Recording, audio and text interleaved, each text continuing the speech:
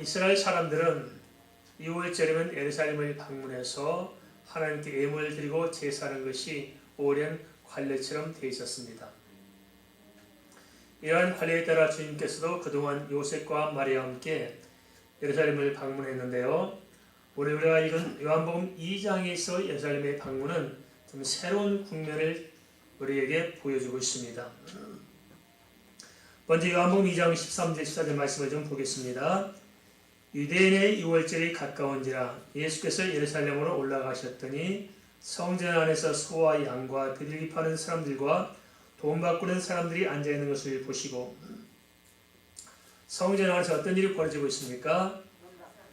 돈을 바꾸고 소나 양을 팔고 비둘기를 파는 이런 모습으로 인해서 성전이 정말 시장처럼 번잡한 모습, 경건을 하나님께 예배하는 모습보다는 번잡한 이런 시장 같은 모습을 이렇게 보여주고 있습니다.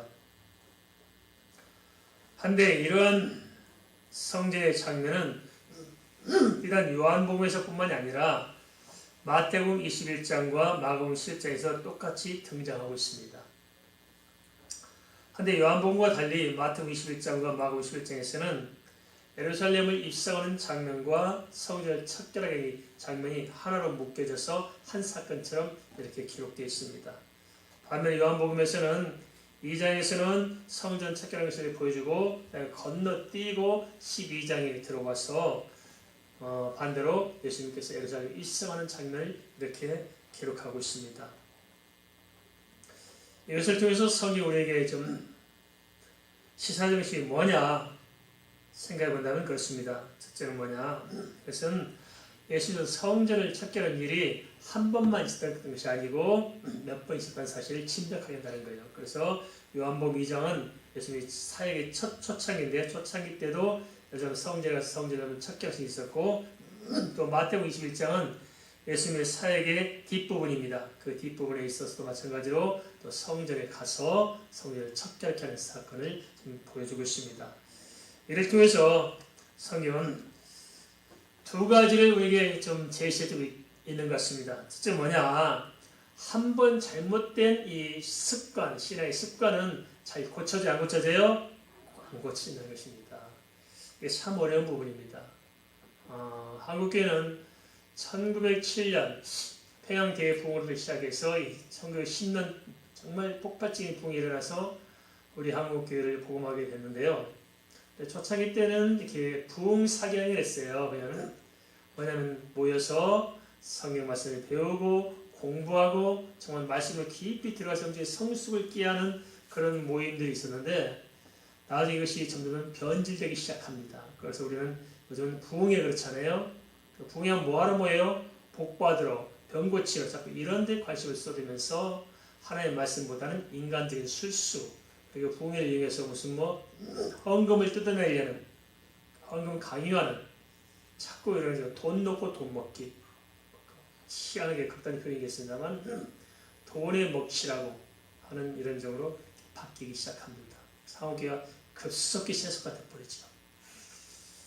그런데 이런 세속화된 교회에서 그런 식으로 기복적인 신앙, 세속적인 신앙에 물리면서 그런 식으로 신앙생활을 이렇게 시작하다 보면은 나중에는 정말 돌아오기 쉽지 않습니다.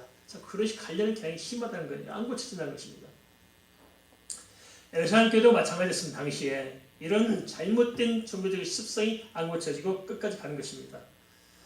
두 번째는 뭘 보여주고 있냐면, 성전 척결을 통해서 주님께서 우리에게 보여준 것은 성전을 척결하는 것 자체도 의미가 있지만 또 다른 의미를 우리에게 보여주고자 한다는 것입니다. 그러면 예수님께서 성전에 들어가신 일은 무엇일까요? 요한복음 2장 15절에서 17절의 말씀을 좀 보겠습니다. 노끈으로 채찍을 만드사 양이나 소를 다 성전에 내쫓으시고 돈 바꾸는 사람들의 돈을 쏟으시며 상을 엎으시고 비둘기 파는 사람들에게 이르시되 이것을 여기서 가져가라. 내 아버지 집으로 장사하는 집을 만들지 말라 하시니. 주님께서는 이렇게 하셨을까요? 잘못 오해하면 주님께서 폭력을 행사한 것처럼 이렇게 비춰질 수 있습니다. 상을 엎고 쫓아내고 조폭처럼 보이잖아요. 그러나 그것이 아닙니다.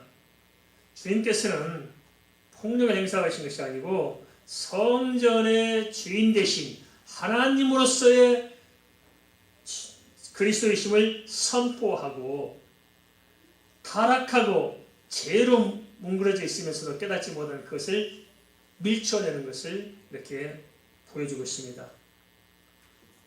성전의 돌을 바꾸고 양이나 소나 들개를 파는 것은 사람들의 편의를 위해서 그렇습니다. 멀리서 예수님께 오기가 힘들잖아요. 그러니까 돈을 가지고 와서 사서 제사하는 거지 않습니까? 편리하게요. 그런데 문제는 뭐냐? 유월절의 그 본질을 상실하고 그것과 상관없이 그냥 사람의 일로 바꿔서 종교적인 습관에 젖어 있으면서 또 그것을 더 편리하게 하도록 하는 사람들의 편리한 것을 쫓아가다 보니까 이게 본질 없는 종교적 습관이 되고 하나님의 복음을 종교로 전락시킨 것이었습니다. 주님께서는 이것을 심판하신 것을 말씀하고 있습니다. 이런 점을 통해서 볼 때 우리가 신앙생활을 편하게 하는 것이 좋은 것이 아닙니다. 자꾸 사람은 편하게 하고 싶잖아요. 편하게 하다 보면 결국은 본질을 상실하게 됩니다. 신앙생활 편하게 하다 보니까 기도도 안 하고요. 예배도 빼먹고 이것저것 다 안 하고 그냥 편하게 그러다 보면 뭐가 남습니까? 본질은 사라지고 그냥 땜빵하는 식의 신앙으로 전락할 수 있다는 것입니다. 그러다 보니까 나중에 어떻게 됩니까? 사람의 일만 남고 하나님의 일은 사라지고 없는 것입니다. 그래서 힘들지라도 신앙생활은 제대로 해야 됩니다. 지킬 걸 지키고 할 걸 하고 주의 말씀을 따라가는 제대로 된 신앙이 되어야 됩니다. 주님께서 분명히 말씀하셨습니다. 나를 따라오려거든 자기를 부인하고 자기 십자가를 지고 따라오라고 했습니다. 우리가 이 점을 알고 신앙생활을 제대로 말씀대로 하는 것이 중요합니다. 영적인 일은 영적으로 잘 분별해야 됩니다. 하나님의 관점에서 역사를 바라본다면 세상 역사와 달리 구원의 역사는 뭐냐? 그 내면을 가만히 들여다보면 한편은 종교가 있고 한편은 복음이 있습니다. 종교는 사단이 주장하는 것이고 복음은 하나님께서 우리에게 주신 것입니다. 그러니 복음과 종교가 치열한 전쟁을 해왔습니다. 이런 영적 전투가 역사, 구속사의 큰 줄기만 끌고 온 것이 아니고 우리 각 사람 개인에게도 마찬가지입니다. 우리 속에도 영적 전투가 있어요. 종교적 식으로 좀 종교의 치에 살려는 것과 진짜 복음을 붙잡고 살려는 사이에서 우리는 많은 갈등을 겪게 될 것입니다. 하나님께서는 영적으로 깨어서 신실한 믿음과 거룩한 삶을 살도록 요청하십니다. 한데 사단은 영적인 무장 해제를 통해서 대충 종교 생활하게 합니다. 그래서 하나님을 잃어버릴 때 사단은 자기가 하나님 노릇을 하려고 하는 것입니다. 예루살렘 성전을 난잡하게 만든 것도 바로 이런 영적인 문제였습니다. 복음의 언약이 없는 인간들이 성전을 장사의 소굴로 만들고 있다는 것입니다. 예수님께서는 여기에 일침을 가심으로써 믿음이 회복되기를 원하시고 또 예배가 회복되기를 원하시고 그리고 교회가 교회답기를 원하신 것입니다. 이를 통해서 예수님께서는 믿음의 주인이시오 예배를 받으신 분이시고 또 교회의 주인이심을 나타내신 것입니다. 하나님께서는 아담과 하와 때부터 오직 어린 양 예수 그리스도를 통한 구원만을 말씀하셨습니다. 다른 구원을 말씀하지 않았습니다. 이것은 믿음의 조상 아브라함을 거쳐서 출애굽 시의 유월절로 나타났습니다. 그리고 이를 잊지 않도록 유월절을 기념하도록 하셨습니다. 그러나 유월절 기념마저 형식적으로 관례로 변질시켜 놓고 말았습니다. 이스라엘 민족은 하나님께서 주신 유월절을 잃어버린 거예요. 그냥 유월절을 지킨다고 이렇게 다 모여서 하지만 사실은 유월절의 본질은 없고 종교의 껍데기만 붙들고 있었다는 것입니다. 예수님 당시에 이게 정말 많이 했습니다. 복음을 율법으로 바꾸고 열방의 구원을 민족 종교로 바꿔서 그 안에서 이 종교적 기득권 세력들이 자기들을 위한 기득권을 자리에 차지하고 있으면서 그 종교를 이끌어가고 있었던 것입니다. 사람들은 예루살렘 성전을 중심으로 중요한 의식만을 반복할 뿐이지 절대적으로 하나님을 예배하는 본질이 없었던 것입니다. 그런데 오늘날 이 시대도 비슷하지 않습니까? 어느 시대에 보면 복음이 척 전해지고 한 바퀴 돌고 나면 나중에 타락해서 복음의 본질이 사라지고 이 종교적인 껍데기, 아우라의 심취해 있는 모습을 보게 됩니다. 원래 이 시대도 그렇게 하는 거 아닐까요? 교회들이 체질이 연약해집니다. 성도들이 연약해서 세상에 휩쓸립니다. 이유가 무엇일까요? 이것은 복음의 역동적인 본질을 상실해서 그런 것이 아니겠냐 하는 것입니다. 뭔가 믿음을 잃어버리고 예배가 회복되지 않고 교회가 본질을 놓치었을 경우 결국 남는 것은 뭐가 있을까요? 참 보면 참 답답합니다. 어떻게 된 게 이렇게 참 코로나 사태로 인해서 교회가 본바닥에 다 드러난 것 같습니다. 우리 한국교회가 믿음이 좋은 줄 알잖아요. 근데 안 그래요. 우리에게 인구 비례로 선교를 가장 많이 한 교회가 한국교회였는데 사실 한국교회가 과연 믿음이 좋냐? 하나님 보시기에 정말 온전한 믿음을 가지고 있느냐? 할 때 가보면 아닌 게 너무 많다는 거예요. 오히려 한국교회 때문에 세계 많은 교회들에게 피해를 준 경우는 많습니다. 진짜 복음을 가지고 진짜 하나님의 사랑을 가지고 제대로 선교한 분들 물론 많겠습니다만 많은 경우 오히려 선교지를 망친 경우가 참 많습니다. 그래서 여러분이 저한테 그렇게 말하대요. 그들의 기도 제목이 뭐냐면 자기 지역에 와 있는 한국 선교사들을 다 철수시키게 해달라고 기도한다는 거예요. 이게 말이 됩니까? 선교사들이 보내달라고 기도한 것이 아니고 우리가 와 있는 선교사를 제발 좀 하나님 좀 데려가 달라고 기도한다는 거예요. 왜 그럴까요? 그들이 와서 선교지를 망친 거예요. 그분들이 그렇게 이야기합니다. 원래 한국 선교사가 오기 전에 우리 예수 믿고 있었다. 어렵게 힘들죠. 참 순수한 신앙으로 신앙을 잘했는데 한국 선교사가 하나 들어오면서 무슨 일이 일어나면 돈 가지고 싸발려가지고 서로 사람들끼리 돈에 물들게 만들면서 서로 이권가지고 싸우게 만들어서 이제는 그 순수한 신이 다 도망가고 없어졌다.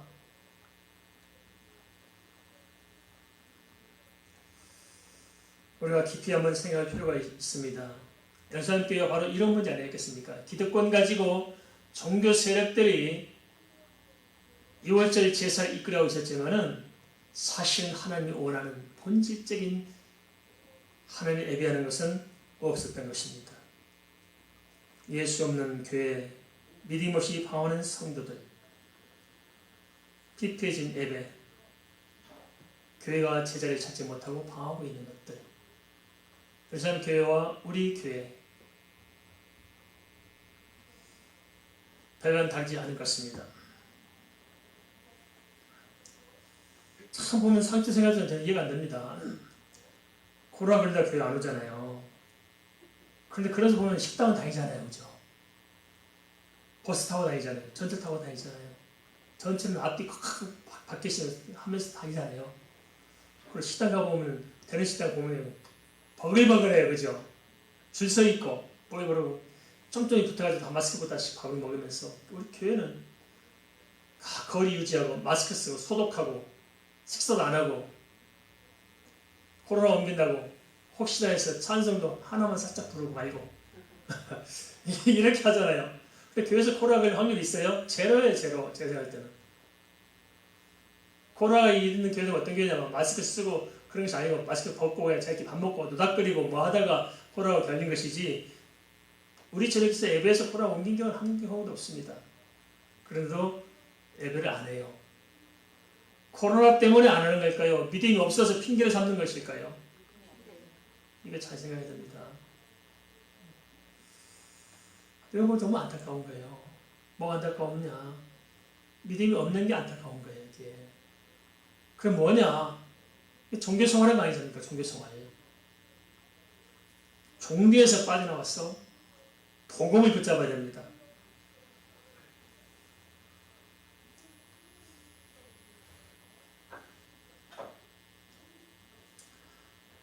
하나님께서는 아담과 하와 때부터 오직 어린 양 예수 그리스도의 대속을 통해서 구원을 말씀하셨습니다. 그래서 믿음의 조상 아브라함을 거쳐 출애굽시에 유월절로 나타났습니다.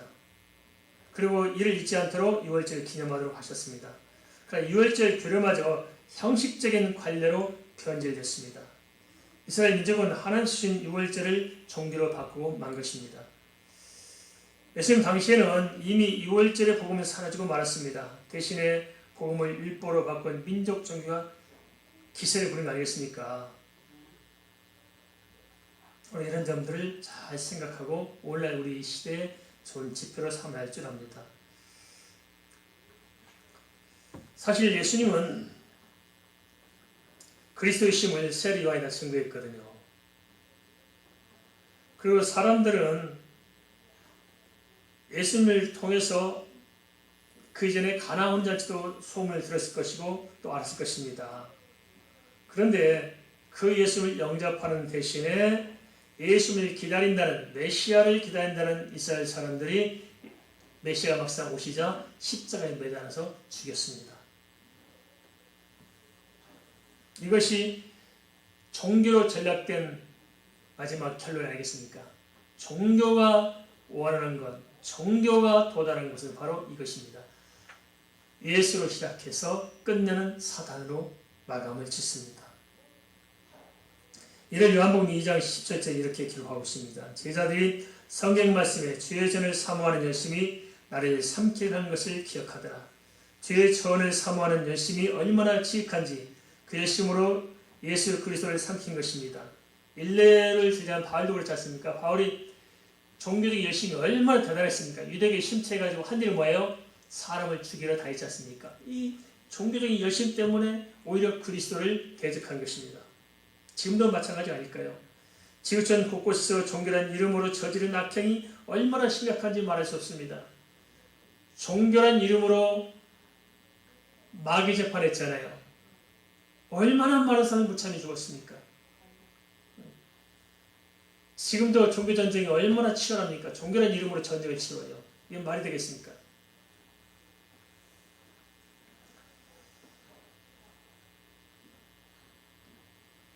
이단 사이비들의 열심도 보면 참 그렇습니다.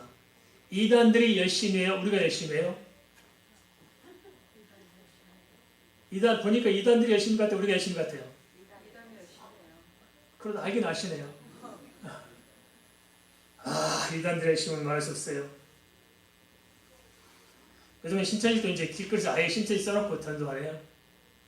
그 틈만 나면 좀 정치권을 del탁하려고 별 수작을 다 해요. 예전에 한번 했었잖아요. 그래서 자기들이 대통령 만든다 해가지고 종교와 이 정치 권력을 뒤엎고 행세해 보려고. 심각한 문제입니다. 이거 많이 그렇게 됐다가는. 이번에도 굉장히 힘을 많이 썼대요. 그래가지고 누가 될 줄 알았더니 누가 됐어요. 알고 보니까 신천지 것들이 다 그걸 가입해가지고 지들이 하다 두당 빵빵 찍어가지고 엉뚱한 사람이 돼버렸어요. 그걸로. 참 이게 심각한 문제입니다. 종교, 이단, 무속, 참 심각해요. 한국이 어떻게 하려는지 모르겠습니다. 정말 답답한 일입니다. 근데 그들은 진짜 열심히거든요. 우리 성도들 어떻게 해요? 참 너그러워요. 아주 여유가 있고 참 수준이 다르죠. 그런데요, 그 열심을 한 게 뭡니까? 그런 열심을 가지고 결국 한 것은 교회를 무너뜨리고 주의 복음을 애곡시키고 결국 시대를 타락하게 만들고 백성들을 참혹하게 만들고 많은 사람들이 상처를 주고 가정을 깨뜨리고 그런 거 아니겠습니까? 종교적인 열심이 잘못되면 심각한 병폐를 가져옵니다. 종교는 고사하게 사람을 죽이는 것입니다. 우리가 조심해야 됩니다. 어떤 종교든지 마찬가지입니다. 고사하게 사람을 죽입니다. 종교가 집단화되면 무섭습니다. 불교도 집단화되니까 무섭잖아요. 제가 절사정을 잘합니다. 다 잠깐 차려놓고 뭐 하는 줄 아십니까? 하면 곡차를 담은 거예요. 곡차를 일단은. 자기들이 마시면 차요. 남들이 마시면 술이고. 그래서 곡차 한잔 하시렵니까? 무슨 차존자라고 하면 술 담은 거 가지고 내와요. 그분도 알아요. 자기들이 어떤 사정에서 기어들어가는지 모르지만 기어들어서 보니까 아닌 걸 아는 거예요. 그런데 애 못 빠져나와요. 기득권 때문에 못 빠져나와요. 자기 차지하고 있어서 받는 기득권 얼마나 많은데 그건 높겠어요. 나온 목사가 없는데. 이게 종교가 인간을 얼마나 타락하고 인간을 얼마나 피폐하게 만드는지 말할 수 없습니다. 근데 기독교를 우리 이렇게 만들고 믿는다는 거예요. 하나님신 복음의 이 능력을 소전시키고 종교로 만들어가지고 종교적 기득권이나 찾아가 앉아가지고 서로 싸우고 날치고 이게 되겠습니까 이거?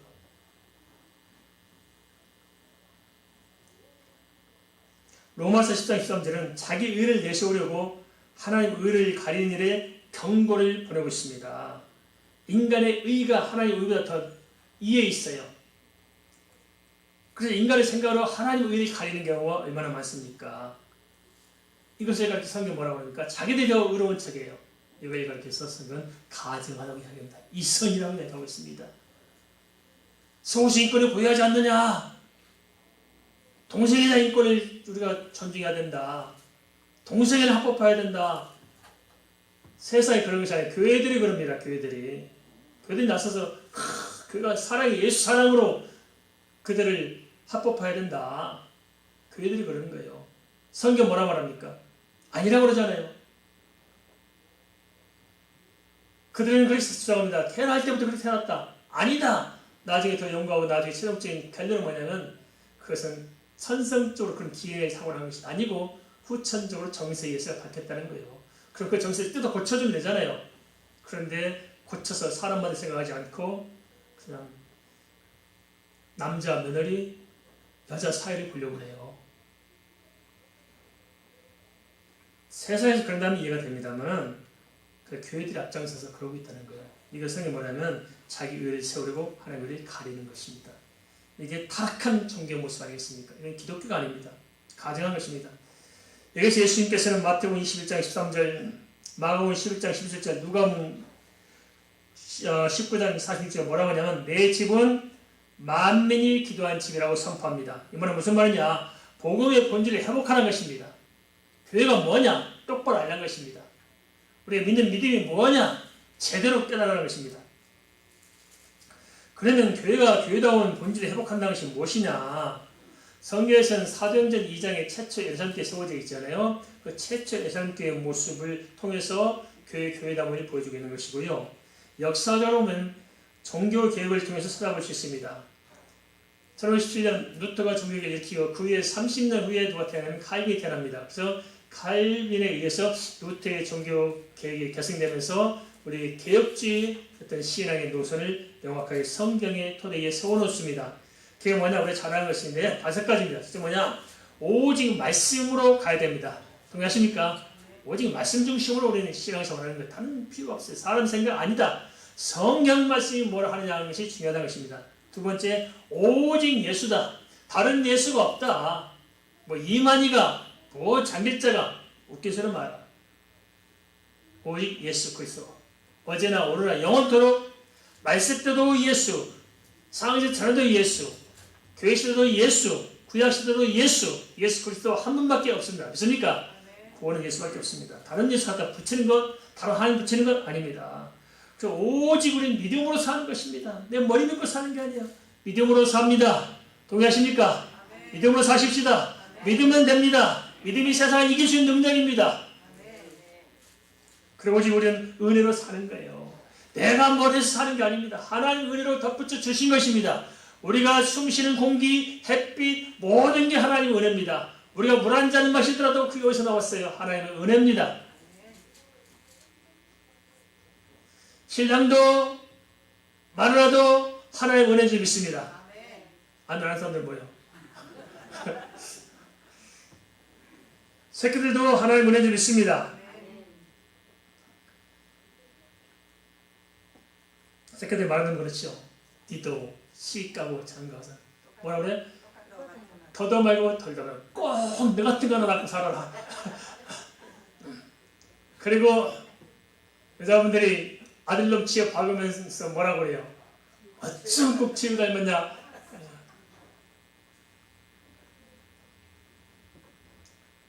맞아, 우리는 하나님의 영광을 위해 사는 것입니다. 나의 행복이 아니라 제 영광을 위해 사는 사람이 참으로 행복해집니다. 그래서 우리는 정말 신앙의 본질을 다시 회복해야 된다. 뭐냐? 오직 말씀, 오직 예수, 오직 믿음, 오직 은혜, 오직 하나님의 영광. 이게 우리의 믿음의 본질입니다. 그래서 따르면 절대 안 되는 것입니다. 이것이 무너지면 개인의 신앙도 병들고 교회도 사람의 목소리가 커지게 됩니다. 그것을 성경은 장사의 소굴로 비유해주고 있습니다. 예수님께서 날이 타고 예루살렘에 입성하신 것이나 성전에서 돌을 바꾸고 양과 소와 빌리 파는 자를 내쫓으신 것은 예수께서 그리스도이심을 선포할 뿐만이 아니라 세속화되고 능력을 상실하는 교회가 회복되도록 일침을 가한 것입니다. 신앙생활은 열정도 있어야 되고 분별도 있어야 되고 두 가지가 잘 균형을 이루어야 됩니다.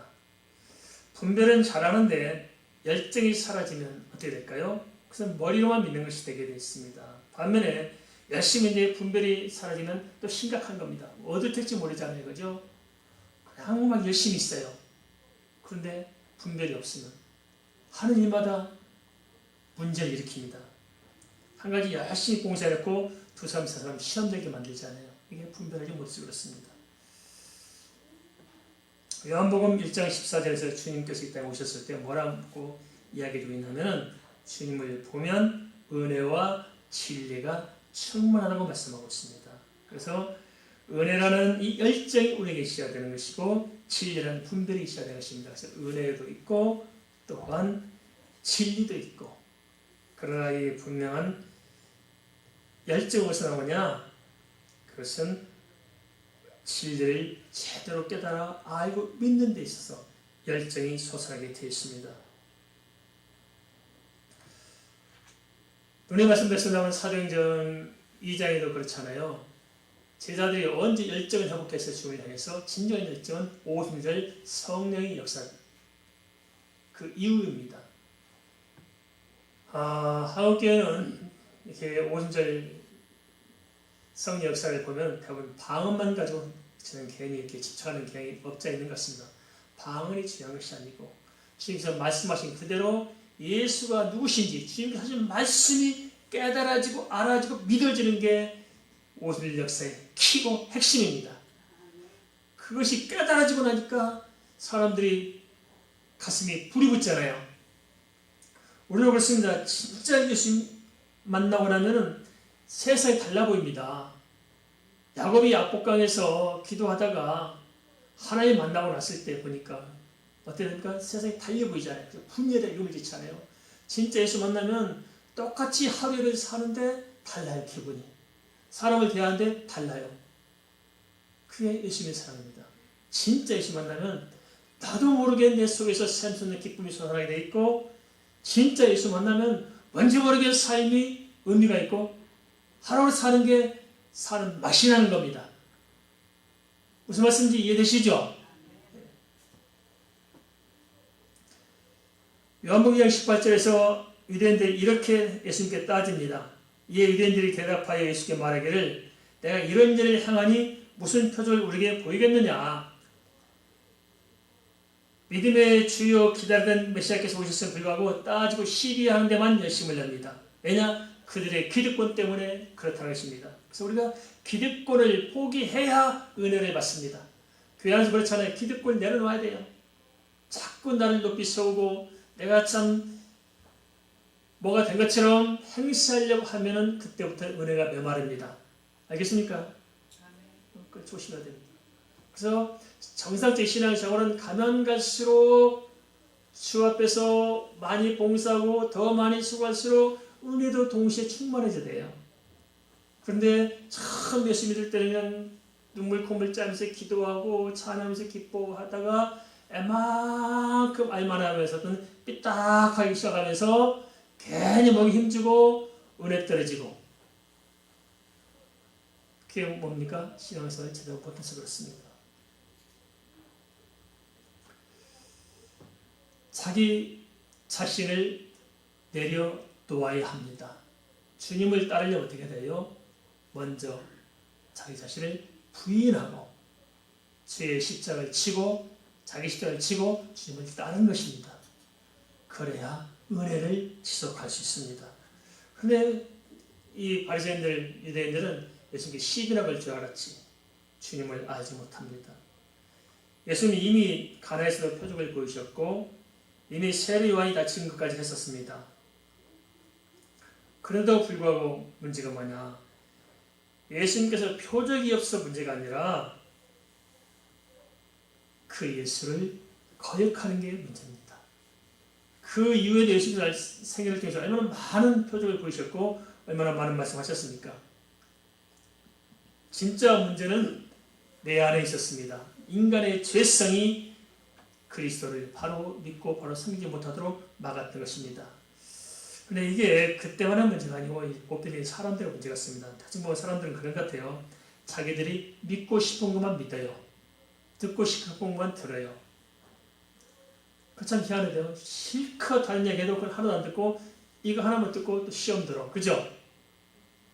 앞뒤 대가를 다 잘라먹고 이상한 것만 들어가지고 또 이상하게 해석하는 사람도 있고 그렇습니다.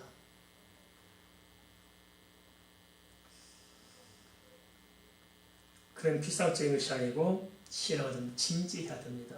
진리를 묻고 진리를 고심해 볼 필요가 있을 것입니다.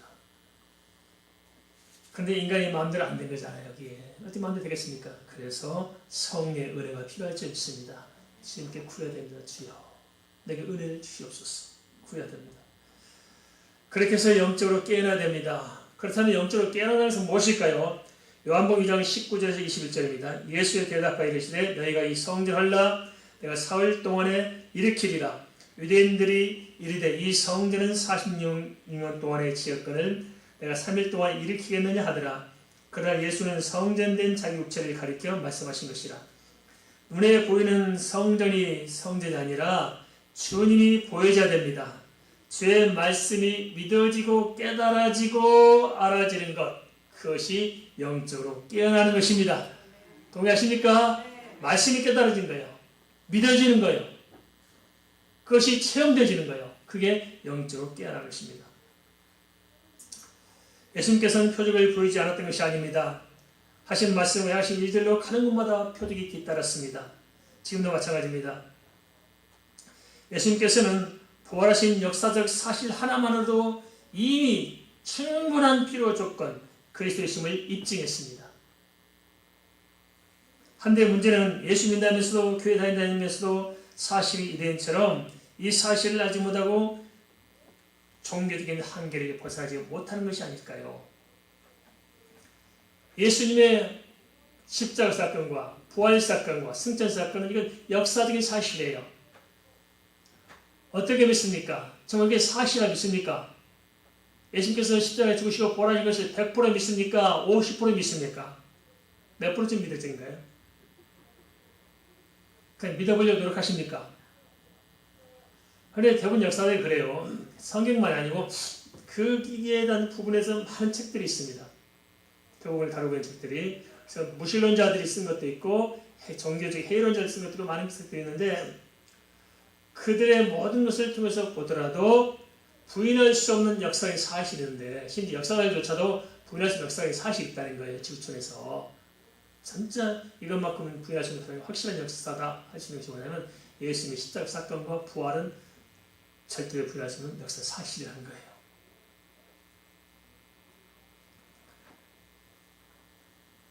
그러면 예수님께서는 그리스도의 심이 분명히 입증이 되었잖아요.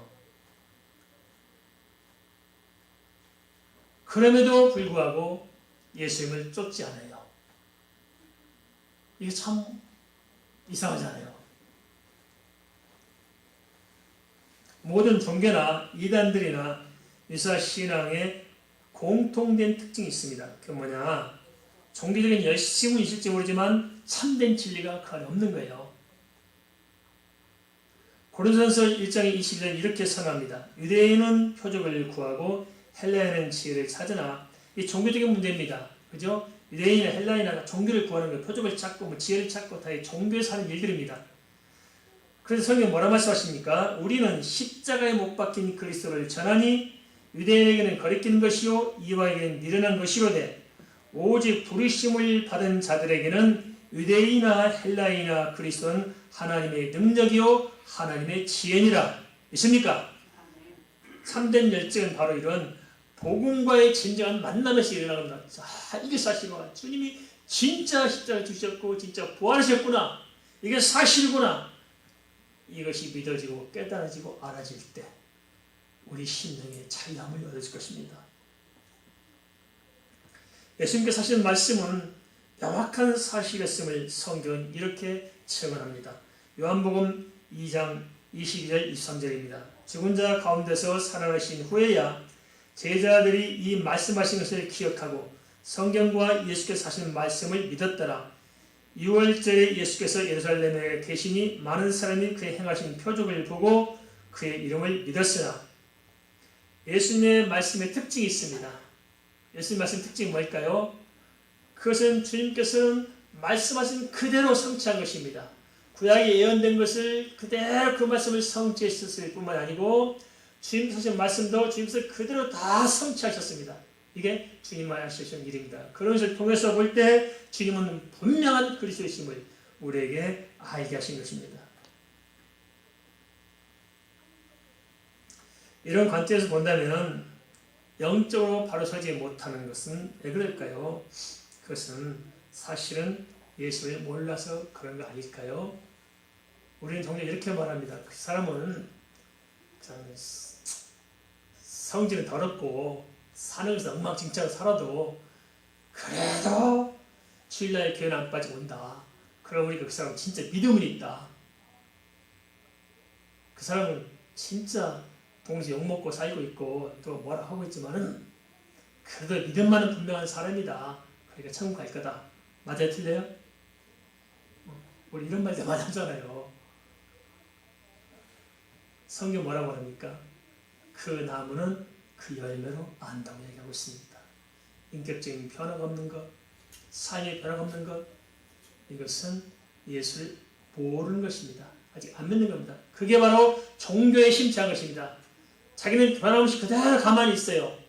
그리고 종교에 심취해서 쫓아다닌 것, 그것과 기독교는 다릅니다. 우리가 잘 분별해야 됩니다.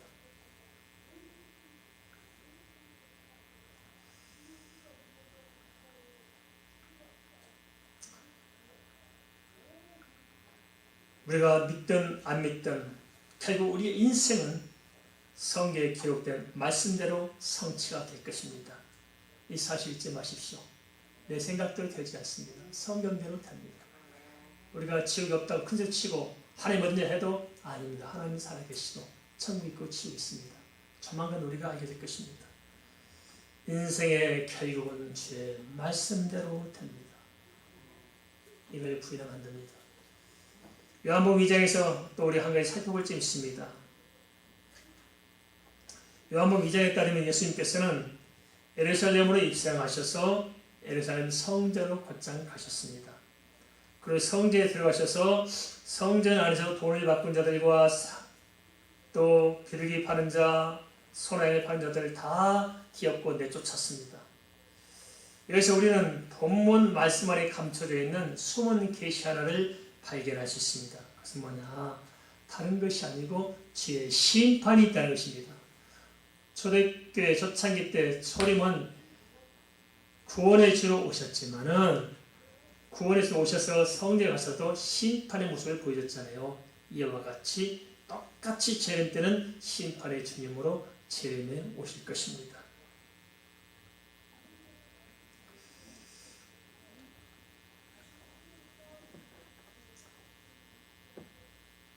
여기서 우리가 놓치지 말고 다시 생각해 볼 점이 있습니다. 그게 뭐냐?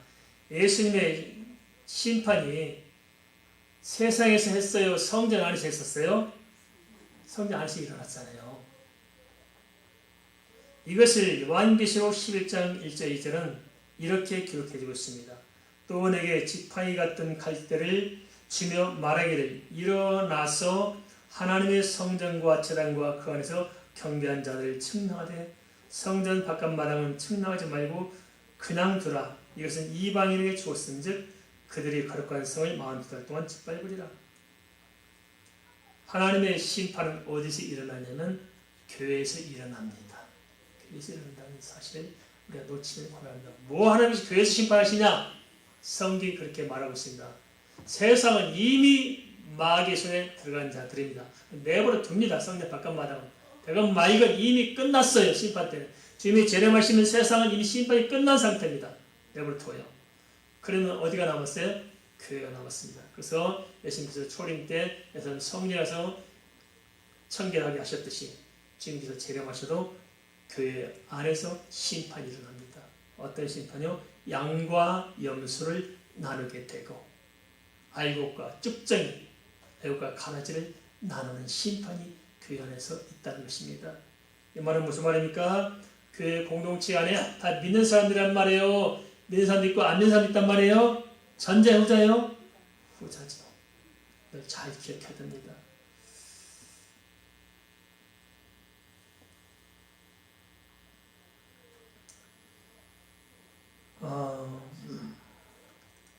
참 굉장히 가만히 기도하며 생각해보면 고심이 생깁니다. 그래서 참 뭘 기도하냐면 하나님 우리 교회 식구들 한 생명도 낙오된 자 없이 다 구원받게 해주려고 기도하거든요.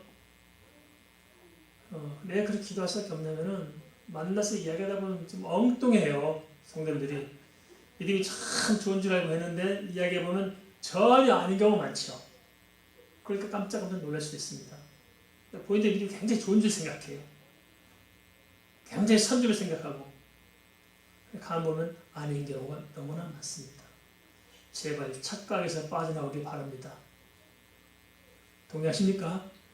착각에서 빠져나와야 돼요. 제가 좀 이런 점에 대해서 솔직히 말씀드릴 테니까 시험들지 마세요. 저도 뭐 때문에 고민하지 않습니까? 제 자신 놓고 뭐 고민 있었냐면은 정말 하나님께 수없이 물어요. 하나님 진짜 제가 하나님 보시기에 합당한 믿음의 사람입니까? 끊임없이 묻거든요. 하나님 제가 정말 하나님 보시기에 진짜 믿는 것입니까? 아니면 제가 목사로 살다 보니까 막 그런 줄 알고 착각하고 막 믿음 있는 것처럼 진짜 이러고 있는 것입니까? 하나님 가끔다 아리송할 때가 있어요. 그래서 하나님께 많이 기도합니다. 하나님 제 믿음 주세요. 믿음 주세요. 기도합니다. 우리가 착각하면 곤란합니다. 알겠습니까? 선줄로 생각하거든 넘어질까 조심하라. 깨야 됩니다. 그러지 않고 선줄로 생각하면 자칫하면 종교로 전락할 수가 있습니다. 모든 성경에 하나님께 쓰임받은 사람들은 항상 자기 자신의 죄성 때문에 괴로워하고 몸부림치며 주 앞에서 정말 처사복종한 사람들이었습니다. 진짜 빛 가운데로 가까이 가면 갈수록 나의 어둠이 보이지 않겠어요. 그게 진짜 깨있는 성도들입니다. 그래서 우리는 그런 사람은 항상 주님의 은혜를 갈급할 수밖에 없는 것이고 주님 앞에서 정말 무릎 꿇고 철저히 주님 앞에 따라갈 수밖에 없는 것입니다. 그리고 우리 하나님 모든 일을 그렇습니다. 저도 주님께 늘 묻습니다. 주님 정말 이게 지금 원하신 일입니까? 진정성을 묻습니다. 주님 제가 이런 일을 하려고 합니다. 이게 정말 주님 원하신 것입니까? 아니면 제 자신이 착각하고 나의 의 때문에 하는 것입니까? 나의 개인적인 열정입니까? 하나님 내 소망입니까? 주님의 소망입니까? 고 많이 묻습니다. 뭡니까? 하나님께서 진짜 원하는 것이 무엇입니까? 고 많이 묻습니다. 특별히 성결로 많이 묻습니다. 하나님 이런 일들이 정말 주님 원하신 것일까요? 어떻게 하다 보니까 이렇게 내밀린 건가요? 하나님 진짜 주님 뜻이 맞습니까? 끊임없이 묻습니다. 그런데 그런 고민이 요한복음 2장 24절 25절에서 나와 있더라고요. 한번 보겠습니다. 예수는 그의 몸을 그들에게 의탁하지 아니하셨으니 이는 친히 모든 사람을 아심이요 또 사람에 대하여 누구의 증언도 받으실 필요가 없었으니 이는 그가 친히 사람의 속에 있는 것을 아셨음이니라. 주님께서는 사람의 연약함과 악함을 잘 아십니다. 인간의 내면의 본질적인 문제는 두 가지예요. 하나는 연약해요. 그렇죠? 참 약해 사람이. 사람이 강한 것 같지만 참 약해. 또 하나는 사람이 진짜 악해요. 사람 사이에 겪어보니 그런 사람이 있어 없어요? 어쩜 사람이 저럴 수가 있을까? 상상밖에 악한 게 인간들입니다. 너무너무 악해. 그러게 주님께서는 사람에게 몸을 의탁하지 않는다고 말씀하셨습니다. 그렇고 생각해보면 내가 얼마나 연약하고 얼마나 악한 존재인가를 생각한다 보면 내 자신에게 소망이 있어요 없어요? 나에게 소망이 있는 거예요. 이게. 그런 나를 의지하며 살 수 있을까요? 한번 여쭤보겠습니다. 나는 나를 믿고 산다. 손 들어보세요. 나는 믿을만한 사람이다. 나는 믿을만한 사람이다. 나도 나를 믿는다. 그런 있어요 없어요? 있습니까? 나를 믿을 수 있어요. 우리 작심삼일이라고 그러죠. 연말연시 우리가 보면 새해는 이렇게 사겠다고 결심을 쭉 기록해놔요. 지킨 적 있어요? 없어요. 다 무너져요. 학생들도 공부한다고 계획을 왕창 세워놓고 지킨 게 하나도 없어. 그래서 평생 동안 계획만 세우고 이룬 거 한 번도 없어. 인간이 연약한 존재예요. 이런 연약함을 우리가 안다면 어찌할까요? 우리가 다 내려놓고 주 앞에 엎드려야 됩니다. 주의 은혜를 구해야 됩니다. 문제는 당시 이들처럼 오늘 우리가 예수 없는 종교적인 습성을 반복하면서도 우리 자신의 진정성을 놓치고 깨닫지 못하고 끊임없이 착오하며 착각하며 복음이 아니라 종교에 파묻혀 사는 것이 아닌가 싶습니다. 성경은 주의 말씀 그대로 성취될 것입니다. 말씀 내려될 거예요. 이제 조만간 주님 오실 때가 다 되지 않나 싶기도 합니다. 어쩌면 내일 말씀드린다면 우리 생에 주님 오실까? 다음 생에 오실까? 잘 모르겠습니다만 긴박한 것은 사실입니다. 모든 성경의 예언이 다 성취되었기 때문에 그렇습니다. 복음도 다 증거됐어요. 마지막 한 번 두 증인의 사명, 이 막판에 진짜 다시 한번 복음으로 세상을 한번 쫙 이렇게 복음 전하는 일이 되면은 다 끝날 것 같은 생각이 들어요. 그게 다 끝나겠구나. 그리고 또 한 가지 생각해보면 코로나 사태가 그렇잖아요. 지금까지 전쟁도 많았고 기근도 많았고 질병도 많았지만은 이렇게 전 세계가 한 곳도 한 동네도 빠짐없이 다 질병 때문에 시달리게 만든 것은 역사 이래 단 한 번도 없었습니다. 그렇죠? 단 한 번도 없었어요. 코로나 사태가 그러거든요. 단 한 번도 없이 전 세계가 다 지구촌이 공평해요. 완전히 피할 동네가 하나도 없이 다 된 겁니다. 전 세계. IT가 코로나 때문에 안전한 지역이라고 했거든요. 아니요. 그래도 난리가 없어요. 어떻게 코로나가 날아가는지 이 시대에 주께서 하시는 말씀이 무엇인지 그 시대를 진짜 잘 분별해야 됩니다. 그래서 우리가 더 이상 종교에 매인 삶이 아니고 진리를 깨닫고 붙들고 주의 음성을 듣도록 깨어내야 합니다. 그리하여 내 안에 성전을 잘 세우시면 내가 성전이다. 내 안에 성전을 잘 세우시고 우리 가정도 정말 믿음의 가정으로서 흠없도록 잘 세우시고 우리 몸된 교회도 정말 하나님의 흠없도록 진짜 이 시대에 주님께서 바라시는 그런 교회로 함께 세워갈 수 있기를 주의 이름으로 축원을 드립니다. 시간이 좀 많이 좀 지났습니다. 잠깐 공과를 좀 하고 마치겠습니다. 7, 8분 남을 것 같습니다만 다른 걸 생각하겠습니다.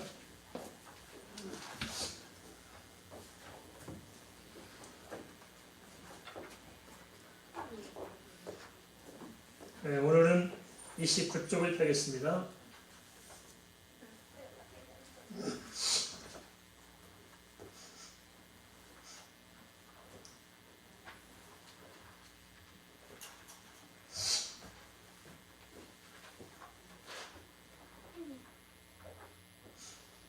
(29쪽입니다) 29쪽 2-4-6번입니다.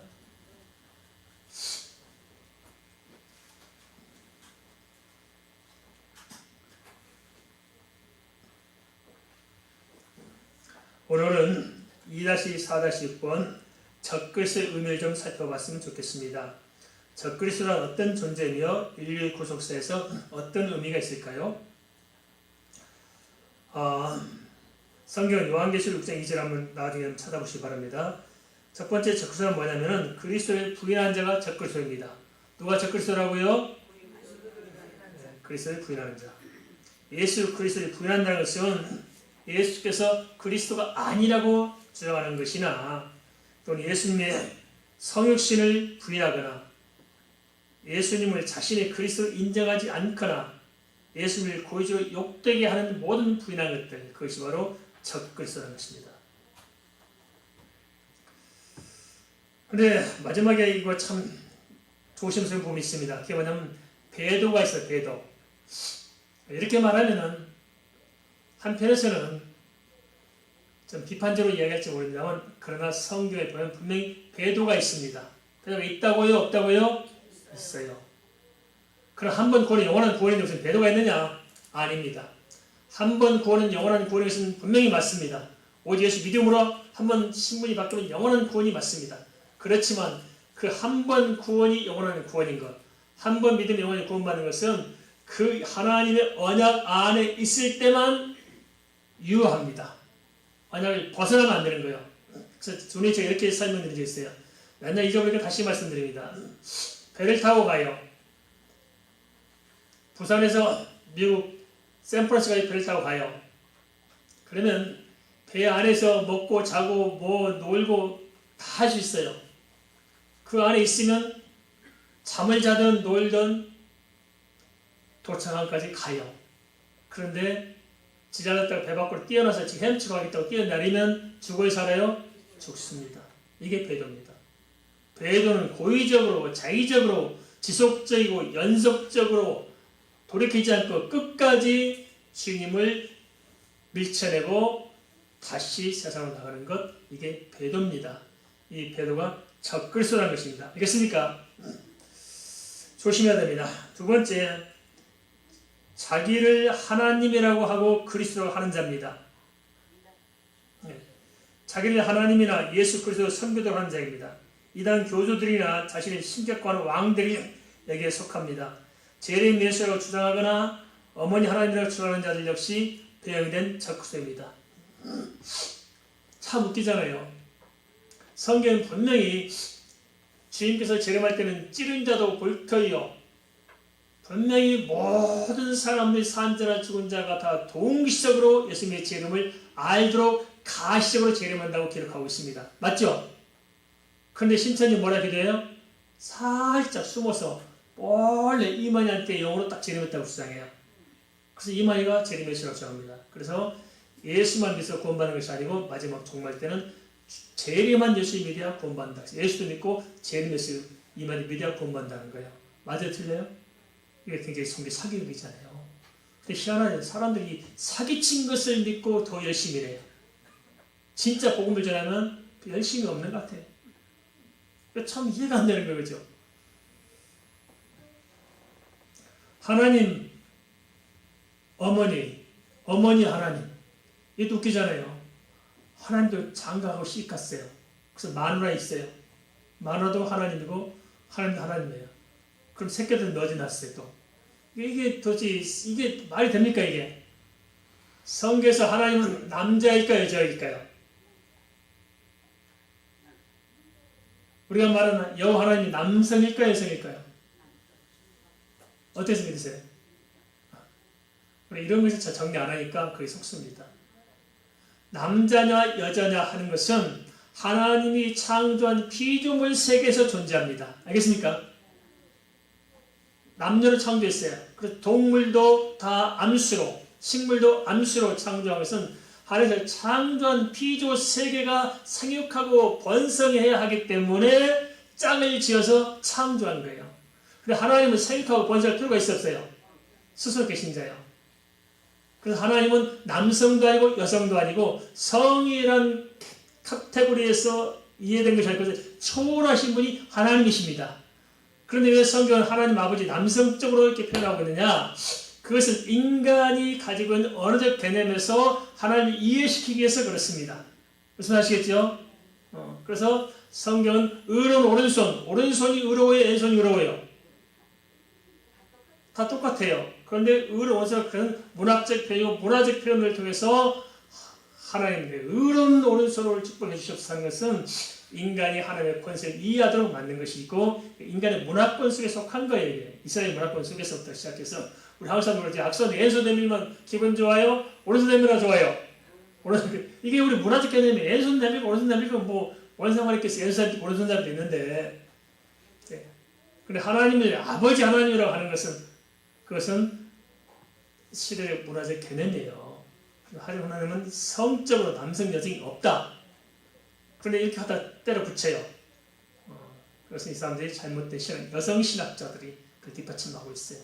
그러니까 참 보면 이 신학자라는 것들이 문제가 많아요. 개뿔도 모르면서 행시하는 사람들, 사람 잡습니다. 세 번째 보면 봅니다. 그리스도와 주의 종들을 핍박하는 자입니다. 예수 그리스도를 믿는 믿음 때문에 사람을 핍박하는 자나 또는 핍박하는 국가 권력도 역시 적그리스도입니다. 이걸 잘 볼 필요가 있습니다. 그 다음 네 번째, 거짓 선자도 적그리스도입니다. 따라서 모든 이단들은 적그리스도의 세력인 것입니다. 구약시대에 또 거짓 선자가 있었죠. 신약시대에 거짓 선생자가 얼마나 많습니까? 그런데 저는 좀 안타까운 게 뭐냐면, 잘 생각해보세요. 모든 이단들이 어디서 생겨나요? 교회 안에 생겨나요. 그렇죠? 문선명도 교회 안에서, 박대선도 교회 안에서, EMI도 교회 안에서, 장길자도 교회 안에서, 전부 다 교회 안에서 이단들이 생겨난 겁니다. 그리고 신학교가 또 이단을 만들어요. 참 웃기죠? 신학교가 다 믿음 좋아지기 쉽잖아요. 아니요, 신학교가 이단을 만들어버려요. 그래서 엉망입니다. 믿음 좋은 사람들 신학교 가지고 나중에 엉망대가 깨져나와요. 주의 말씀으로 교훈받지 못하고 인간의 철학 사상으로 훈련받아가지고 본질이 없고 껍데기만 가지고 나오는 경우가 너무 많습니다. 우리 이것을 참 조심해야 되는데요. 근데 가면 갈수록 앞으로 이것들이 굉장히 팽만하게 들어갈 것입니다. 조심해야 됩니다. 다섯 번째, 자기 스스로 신적인 존재가 될 수 있다고 믿는 것입니다. 개인이나 종교 집단이 있습니다. 이들은 종교적으로나 사상적으로 그리스도의 자리에 인간을 위치시키기 때문에 적그리스도입니다. 이런 점에서 넓게는 자발적인 무신론자들 역시도 유사 적그리스도입니다. 다만 물리적으로 핍박하지 않는 점에서 온건한 적그리스도인 셈입니다. 종교를 비판하는 것이 아니고요. 우리 알아야 되기 때문에 좀 우리 기독교를 이해하기 위해서 말씀드립니다. 불교도 적그리스도입니다. 사상적 적그리스도. 왜냐? 인간 스스로 자기를 구원하려고 하는 거잖아요. 자기가 신이 될 수 있다고 하는 것. 이건 성경적 관점은 적그리스도입니다. 이해되시죠? 조심해야 됩니다. 가톨릭 집단, 교황 적그리스도입니다. 이렇게 보면 가톨릭이 난리 나죠. 왜냐? 그래서 성경은 오직 믿음으로 구원을 말합니다. 그런데 그 사람들은 왜곡시킵니다. 가톨릭이나 인본주의 기독교도 마찬가지입니다. 가톨릭은 인간의 믿음도 있어야 되고 행함도 있어야 구원을 받는다고 이야기합니다. 믿음만 있으면 구원받지 못해요. 행함도 있어야 구원받는다고요. 아주 틀려요? 굉장히 사람들이 잘 어필되잖아요. 행함도 있어야 되고, 야, 진짜 바른 기독교다. 행함도 있어야 구원받는다. 그럼 무슨 말입니까? 예수 그리스도의 십자가 완전히 불완전해요? 불완전하잖아요. 그건 사상적, 이게 적그리스도입니다. 사람들 많이 죽입니다. 그래, 정반대로 구원파들은 믿기만 하면 구원받는다잖아요. 한번 구원받으면 영원한 구원이고, 이들이 이단이에요. 엉망으로 살아도 상관없다. 믿었으니 구원받는다. 그건 진짜 잘못입니다. 구원파 신앙입니다. 네, 참 안타까운 것은 개혁교라는 사람들이, 개혁교를 지향하는 분들이 구원파 신앙을 가지고 있어요. 구원파와 복음적인 성경적 구원관이 뭐가 다른지를 몰라요. 그래서 믿음 좋다는 사람들이 이렇게 하는데 알고 보다 구원파 신앙에 붙들려 있어요. 이게 진짜 적그리스도 생각입니다. 빠져나가야 됩니다. 물론 오직 믿음으로 구원을 받아요. 그런데 성경이 말하고 있는 것은 오직 믿음으로 구원받는데 구원받는 믿음은 따로 있는 겁니다. 그게 아니고 온전한 믿음. 온전한 믿음은 뭐냐? 살아있는 믿음. 살아있는 믿음은 뭐냐? 주님을 아는 것이고 그 믿음을 통해서 믿음의 증거가 나오는 것입니다. 애기들이 태어나면 살아있는 아이들은 지가 젖에 빨죠. 죽은 아이들 조세 빨아요, 안 빨아요? 안 빨아요. 생명이 없기 때문에 그렇습니다. 그래서 구원받 신앙의 문제가 뭐냐? 믿음이라 하지만 사실은 믿음이 아닌 거예요. 진짜 예수 믿는 사람은 주님을 따라요, 안 따라요? 따라요. 진짜 예수 믿는 사람은 교회 안 나오면 견뎌져요, 못 견뎌져요? 못 견뎌져. 진짜 예수 믿는 사람은 기도 안 하면 돼요, 안 돼요? 내가 못 견뎌. 그죠? 이게 진짜 살아있는 믿음에 따로 있습니다. 잘 구분해야 됩니다. 적그리스도는 뭐냐? 그리스도를 부인하는 자가 적그리스도이다. 두 번째는 자기를 하나님이라 하는 자가 적그리스도다. 세 번째는 그리스도와 종교를 핍박하는 자가 적그리스도다. 네 번째는 거짓 선지자, 복음을 왜곡시키는 것 다 적그리스도다. 다섯 번째, 자기 스스로 하나님이 될 수 있다고 주장하는 것이 적그리스도다 하는 사실 말씀드렸습니다. 잘 기억하시고 신앙을 바로 세웠으면 좋겠습니다.